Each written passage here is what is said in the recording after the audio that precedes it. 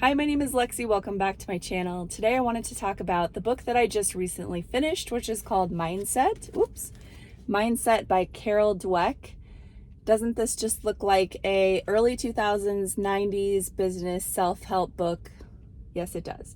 I was a business major in 2000 to 2004, so this reminds me, it really takes me back to a lot of the books that I read in that time frame. This book came out in 2002, I think. And this book has been on my radar for a while. I first heard it suggested by Jen Stevens, and she's brought it up quite a few times, and just how it impacted her as a teacher and her mindset.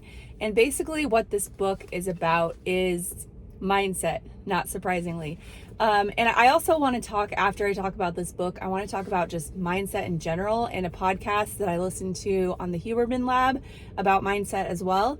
So stay tuned for that. But first I want to share about this book in case you are interested in reading it. The basic premise of this book is going between the growth mindset and the fixed mindset. And the fixed mindset says that you only have a certain amount of capability. That's what you're born with, and you can't go beyond that.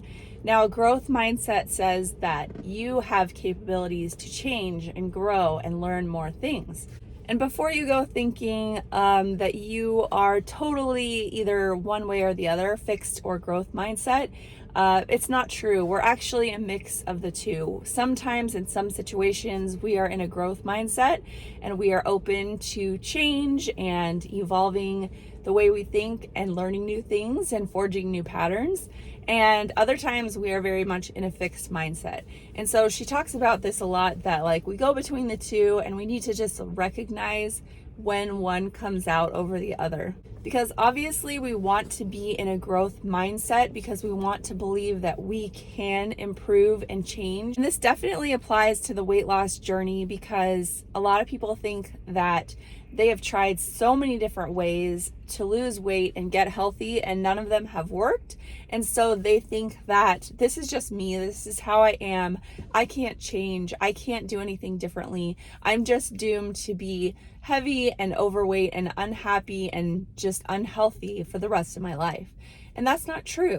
So if we can rearrange the way we think and just sort of open our minds to the possibility that there is another way, that we can learn new ways of thinking and doing things, then you can improve so many things in your life, from your health to the way that you handle money and your relationships and all of that. Carol Dweck says that mindsets are an important part of your personality, but you can change them. Just by knowing about the two mindsets, you can start thinking and reacting in new ways. All of us have elements of both. Just like I was saying, we're all a mix of fixed and growth mindset. I'm talking about it as a simple either or right now for the sake of simplicity. So I thought there was one story in this book, and there's a lot of stories in this book. It talks about, comparing and contrasting different people, a lot of sports players, a lot of business leaders, teachers, situations where, what being in one mindset versus the other led to a different outcome.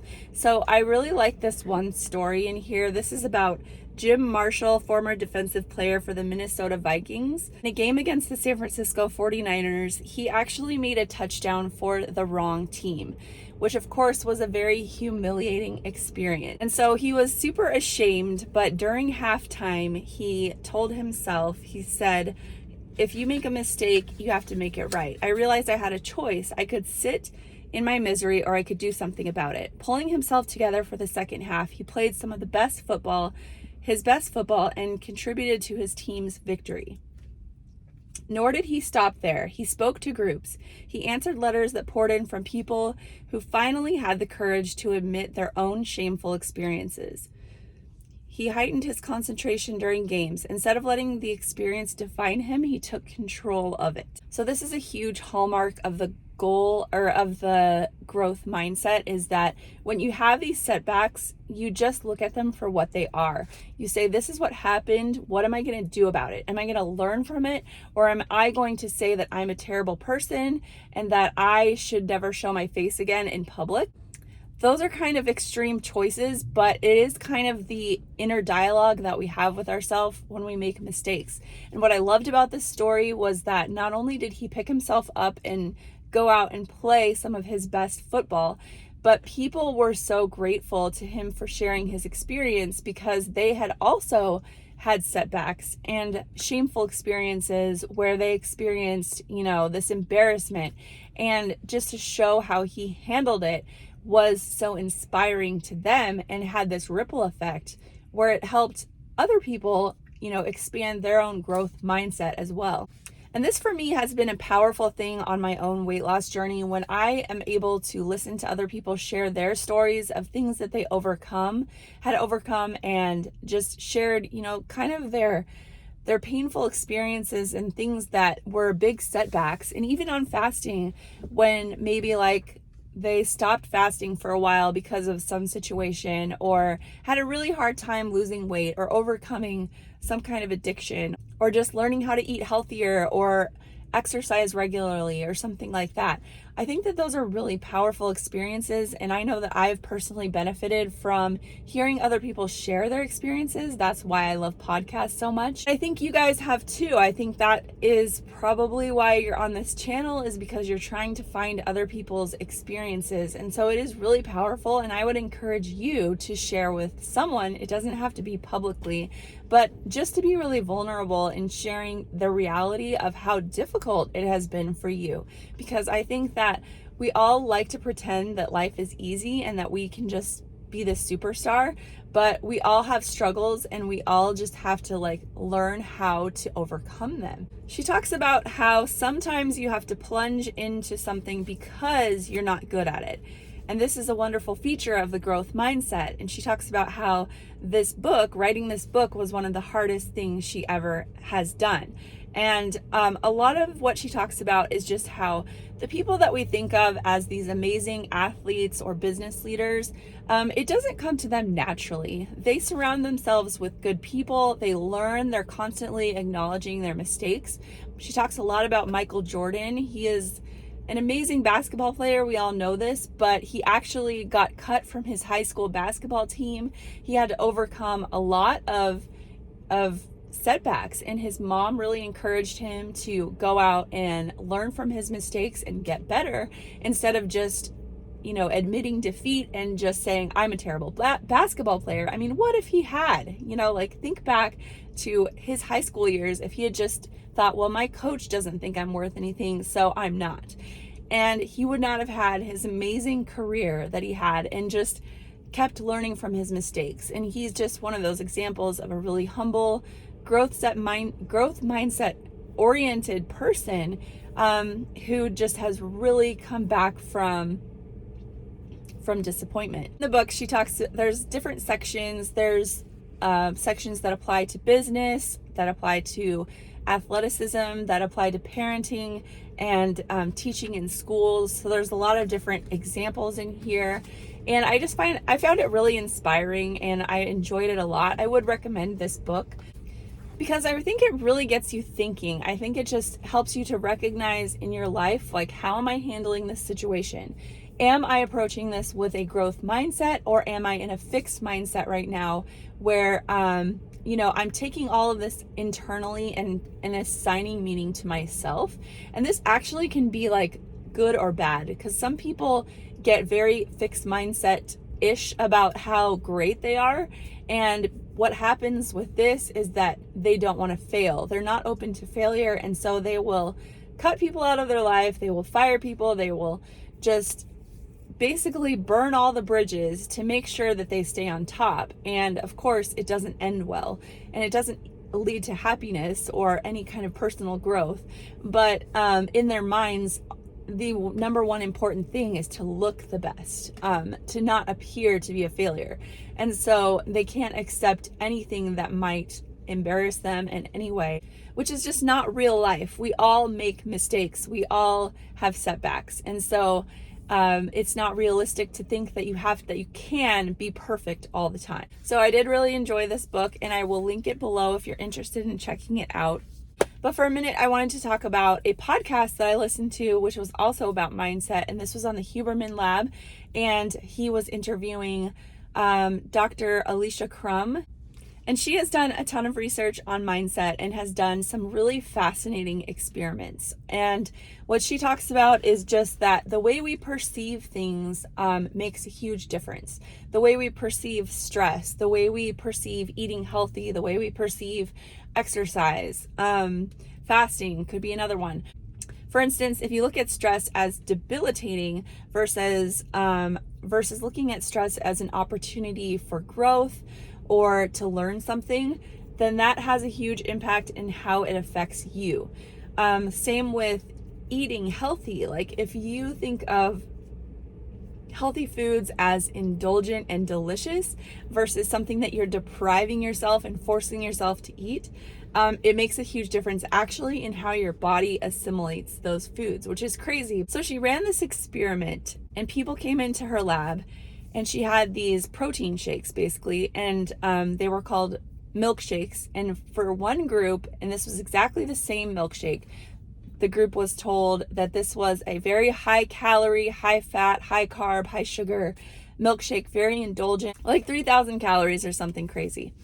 And then the other group, she said that this was a low calorie, healthy, nutrient dense, whatever, but like low calorie, kind of a diet milkshake. Now, the crazy findings was that the group who thought they were having the high calorie milkshake, actually their hormone,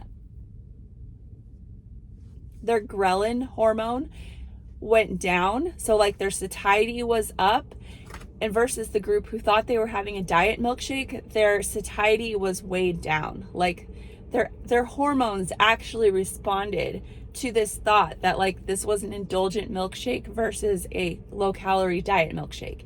And in reality, they were the same milkshake. Said that they were like 300 calories, pretty low calorie, just standard kind of protein shake type situation. So their body responded differently based on what they thought about it, which is just insane when you think about it. And so it really speaks to the fact that the way we like view our food and how we eat it can have physiological responses in our body. Now, the other experiment that they ran was maids, housekeeping staff who were working really hard. So they were actually doing a lot of physical activity in their job, but in their head, they didn't think that they were exercising. So they ran this experiment where they told one group of the housekeeping staff nothing. They just kind of let them continue to do their job. And both groups said that they didn't exercise at all. They didn't think that they were doing any exercise to begin with. But the second group, they told that, actually your job is giving you this great exercise. You are burning calories and you are, using your muscles and all this stuff. And they were telling them what great hard work they're doing by just doing their job. And then I think it was like 6 weeks later, they came back, and the second group where they had told them that they were doing exercise, their health markers improved. Their blood pressure went down. They lost some weight. And they felt better. Like they just said that they felt better. So amazing how your mind can really affect your body's reaction. The whole point here and what I want to share is that your mindset really matters, and the way you think about losing weight and eating healthy and exercise and all of that really, really does affect how your results play out, how you feel, your stress levels, your satisfaction, all of this. It can make such a huge difference. And so I'm going to link below this book. Also, I'm going to link below the episode with Dr. Huberman and Dr. Crum, and you can check that out. I think it's amazing. I think that this field of science is fascinating. There's also another book that goes into this called The Biology of Belief that I listened to on audio. I don't recommend the audio version personally because the author reads the book and he just does not like pauses at all. So I felt like he just had this one sentence going throughout the whole book. No offense to him, but anyway, so maybe read that one on paper version or Kindle. But that was really interesting. Also, he talks about how we can manifest things with our mind.